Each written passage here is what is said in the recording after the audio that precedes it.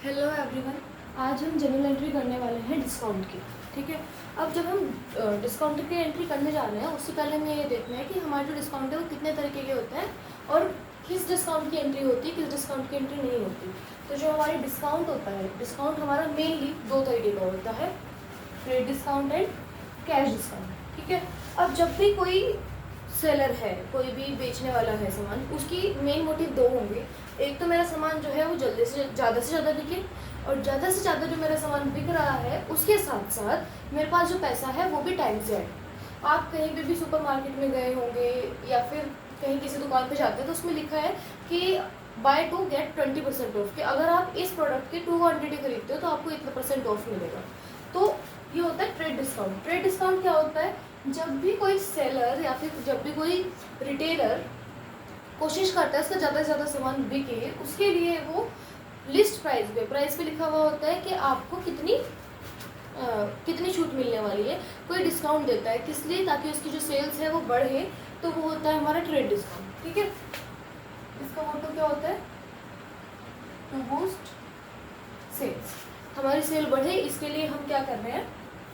Trade discount दे रहे हैं। अब जब पहले ही लिखा हुआ है कि हमने ट्रेड डिस्काउंट दिया है, तो जो हमारे पास बिल बन के आएगा वो बिल बन के आएगा, या फिर जो हम बिल देंगे किसी को जब हम सामान बेच रहे हैं ट्रेड डिस्काउंट पे, तो उस पर ऑलरेडी लिखा हुआ होगा कि सामान कितने में बिका है। तो जो ट्रेड डिस्काउंट होता है, कितने परसेंट छूट मिली है, क्या ऑफर चल रहा है, ये सब कुछ पहले ही लिस्ट प्राइस पे लिखा हुआ होता है। इसके लिए हम इसकी सेपरेट एंट्री नहीं करते। ट्रेड डिस्काउंट की एंट्री नहीं होगी, पर जो अमाउंट होगी वो डिडक्ट हो जाएगी। ठीक है। अब कैश डिस्काउंट। कैश डिस्काउंट क्या होता है? कैश डिस्काउंट ये होता है कि अगर किसी बायर ने ये कहा कि अभी मैं सामान ले रहा हूँ पर मैं पैसे बाद में दूंगा, तो हम हर कोई तो ये नहीं कहेगा। तो हम जो ये ऐसा कह रहा है कि बाद में पैसे दूंगा या फिर ये करूँगा, उस कंज्यूमर को या फिर उस बायर को हम ये कह रहे हैं कि भाई अगर तुमने हमें अभी पैसा दे दिया तो हम तुम्हें इतने परसेंट का डिस्काउंट देंगे। ठीक है। वो होता है हमारा कैश डिस्काउंट। कैश डिस्काउंट हर किसी को नहीं दिया जाएगा। ये हम किस लिए दे रहे हैं कैश डिस्काउंट? ताकि जो हमारी पेमेंट है वो जल्दी हमारे पास आ जाए। तो कैश डिस्काउंट किस लिए होती है? टू प्रॉम्प्ट पेमेंट, कि हमारी जो पेमेंट है वो जल्दी आ जाए। अब हमारी पेमेंट जल्दी आएगी। ठीक है। अब जब हमारे पास पैसा आ रहा है तो हम सबको सेम तरीके का कैश डिस्काउंट नहीं देंगे। किसी को कितने परसेंट दे रहे हैं, किसी को कितने परसेंट दे रहे हैं, और ज़रूरी भी नहीं है कि हम हर किसी को कैश डिस्काउंट दे रहे हैं। तो कैश डिस्काउंट की जो एंट्री है वो होगी। ठीक है। तो आपका पहला है ट्रेड डिस्काउंट, दूसरा है कैश डिस्काउंट। ट्रेड डिस्काउंट जो है वो हमेशा लिस्ट प्राइस पे लिखा हुआ होगा कि हमने कितना दिया है। ठीक है। इसको हम कह सकते हैं जो आपका ट्रेड डिस्काउंट होता है वो ऑलवेज लिस्ट प्राइस पे होता है।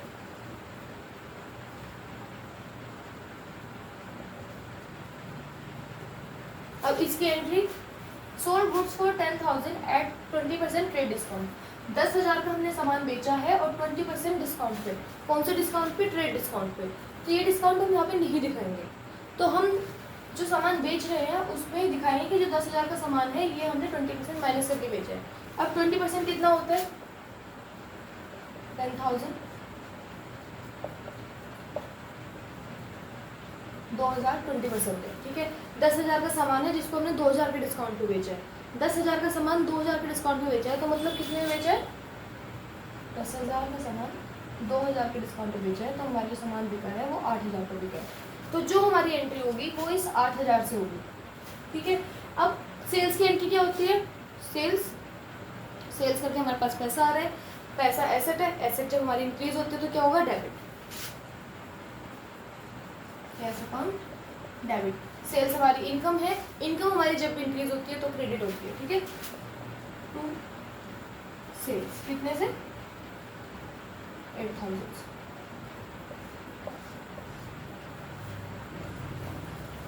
तो ये थी आपकी एंट्री ट्रेड डिस्काउंट की। ट्रेड डिस्काउंट है, हम इसके नरेशन में लिखेंगे कि ट्रेड डिस्काउंट था, सामान कितने का था, ट्रेड डिस्काउंट दिया है, पर जो इसकी एंट्री होगी उसमें हमारा ये नहीं जाएगा। अब इसके बाद हमारे आते हैं purchase goods of 10,000 for 20% trade discount. Again 10,000 का सामान है, 20% का जो है ट्रेड डिस्काउंट हमें मिला है, हमने सामान खरीदा है तो हमें को मिला है। तो हमने कितने का किया? 20% यहीं पे निकाला, सेम आएगा 8,000। ठीक है। तो जो सामान हमने खरीदा है वो हमने खरीदा है 8,000 का। अब इसकी एंट्री कैसे होगी? जब हम कोई सामान खरीद रहे हैं तो पैसा हमारा जा रहा है, कैश एसेट होता है, एसेट घटता है तो क्रेडिट। अब परचेज हमारा क्या है, एक्सपेंस। एक्सपेंस हमारे हमेशा अगर बढ़ते हैं तो ये क्या होंगे हमारे डेबिट। तो इसकी एंट्री क्या होगी, purchase account debit to cash. कितने से, 8,000। नरेशन में हम लिखेंगे कि हमको किस चीज़ पे हमें ट्रेड डिस्काउंट मिला है, ठीक है। तो ये था हमारा जनरल एंट्री किसकी, ट्रेड डिस्काउंट की। अब हम देखेंगे कैश डिस्काउंट की एंट्री। अब ये है हमारी कैश डिस्काउंट की एंट्री, ठीक है। अब कैश डिस्काउंट क्या होता है, कैश डिस्काउंट हमने इसलिए दे रहे हैं या फिर हमें इसलिए मिल रहा है कि हम इंस्टेंट पेमेंट कर सकें। अब इसकी एंट्री अलग से होगी। यहाँ पे हमने पहले देखा था 10,000 का सामान है, 20% का ट्रेड डिस्काउंट मिल रहा था तो हम 8,000 की एंट्री कर रहे थे, पर अब हमारी 10,000 की पूरी की एंट्री होगी प्लस कैश डिस्काउंट के साथ। तो यहाँ पे क्या है, sold goods for rupees 10,000 at the rate 20% cash discount. 10,000 का सामान हमने बेचा है 20% कैश डिस्काउंट पे। सामान कितने का था, 10,000 का, 20% मतलब 2,000 का हमने डिस्काउंट दिया है, क्योंकि हम सामान बेच रहे हैं तो हमने डिस्काउंट दिया है 2,000 का डिस्काउंट। सामान कितने का बचा हमारा, 10,000 माइनस 2,000 प्लस टू 8,000। अब जो हमारा सामान था वो कितने का था, 10,000 का सामान हमने बेच दिया, पर हमारे पास कैश कितना आया, 8,000। 2,000 कहाँ गया, डिस्काउंट में। अब अगर हम सेल कर रहे हैं तो हमने डिस्काउंट दिया होगा या मिला होगा। ऑब्वियसली अगर हम किसी को सामान बेच रहे हैं तो हम उसको डिस्काउंट दे रहे हैं। यहाँ पे हमारे परचेज की एंट्री है, यहाँ पे हम कुछ खरीद रहे हैं, हमें डिस्काउंट मिला है, पर यहाँ पे हम कुछ बेच रहे हैं। जब हम सामान बेच रहे हैं तो हमने डिस्काउंट क्या है, दिया है। अब हमारे पास पहले जो हमने किया था उसमें हमारा कैश टू सेल्स हुआ था, ठीक है। सेल्स क्या है, हमारी इनकम। जो हमारी इनकम है वो हमारी बढ़ रही है, अगर हमारी सेल हो रही है तो वो क्या होगा, क्रेडिट। अब कैश कितना आया हमारे पास, 8,000, कैश अकाउंट डेबिट 8,000। और जो हमारा सामान गया है, जो हमने सेल की है, वो कितने की है, 10,000। हमने पढ़ा था कि जब भी हम अकाउंट्स में जनरल बनाते हैं तो दोनों बैलेंस सेम होते हैं। फर्स्ट चीज़ तो ये है कि हमें डिस्काउंट डालना है। अगर हम देख भी रहे हैं गलत कहाँ हो रहा है कि हमारे जो दोनों बैलेंस है वो सेम नहीं आ रहा है। अब कितने से सेम नहीं आ रहे हैं, 2,000 से। ये 2,000 कहाँ गया, डिस्काउंट में। हमने डिस्काउंट दिया है तो डिस्काउंट अलाउड लिखेंगे। क्रेडिट में ज़्यादा है, ऑब्वियसली डेबिट होगा, ज़्यादा नेगेटिव है, क्रेडिट में हमारे ज़्यादा हो रहा है तो हमें डेबिट कुछ करना है। हमने जो है डिस्काउंट दिया है तो कैश डिस्काउंट अलाउड डेबिट, ठीक है। हमने डिस्काउंट दिया है कितने से, 2,000 से। अब हमारा डेबिट और क्रेडिट इक्वल आते हैं। तो ये थी आपकी एंट्री जब हम कैश डिस्काउंट पे बेच रहे हैं, कि कैश डिस्काउंट हमें दिखाना होता है। यहाँ पे नरेशन लिख देंगे कि हमने किस चीज़ की एंट्री की है। Next, purchase goods of rupees 10,000 at the rate 20% cash discount, ठीक है। 20% कैश डिस्काउंट पे हमने 10,000 का सामान खरीदा है। जब हमने कोई सामान खरीदा है, ऑब्वियसली परचेज किया है, परचेज हमारा एक्सपेंस है। खरीदा कितने का है हमने सामान, 10,000 का।